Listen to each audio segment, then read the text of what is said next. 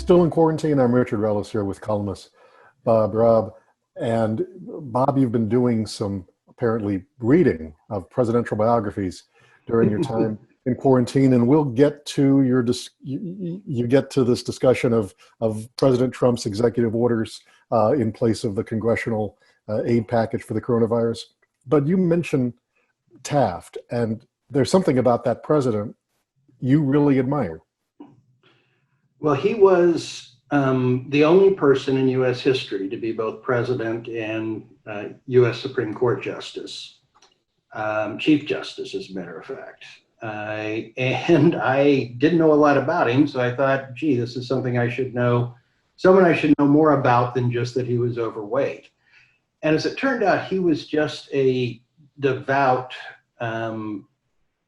student and defender of the constitutional order and the separation of powers. He took it to such an extreme as president that he deemed it inappropriate under the constitutional order to even lobby Congress for his priorities, since the Constitution says the president is to make recommendations regarding legislation, and after that, it's up to Congress. And that's just such a sharp departure from where we are today, where when Obama exceeds his constitutional authority, the Republicans howl and the Democrats applaud.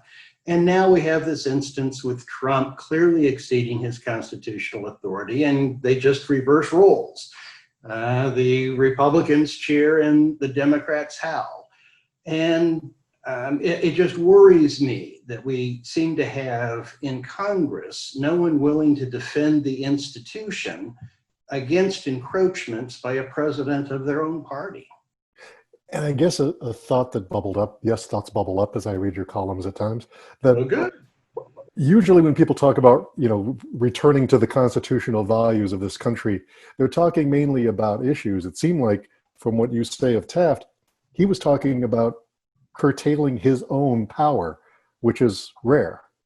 Yes, he consciously chose not to do things that you could, as Obama and Trump have done, create legal fig leaves to argue that it is within your authority. And the Constitution really isn't about outcomes. It is about process. And the founders spent a lot of time thinking about what architecture of government could protect liberty over the long haul. And separation of powers was the fundamental orienting principle that they settled on. And both parties have just completely abandoned it. And when their guy is in the presidency, they want him to seize as much power as possible, even if it is at the expense of their own institution, Congress. And this, you go back 30, 40 years, and this wasn't the way it was. Republicans and Democrats in Congress would unite in defending the constitutional authority of the body, even against a president of their own party, if he was seeking to encroach upon it.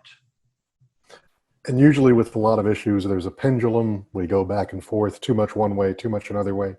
Do you think either party will seize that mantle of returning the separation of powers so that each does its own and not more? I don't see it on the horizon. We've had a test for the Democrats with Obama on immigration. We now have a test for the Republicans on Trump on reappropriating money willy-nilly without congressional approval. And both parties have flunked. And there doesn't really seem to be, except by cranky conservative columnists out in the Southwest, a constituency for what the founders thought was foundational to protecting our liberty over the long haul, the separation of powers and doing things according to the constitutional order.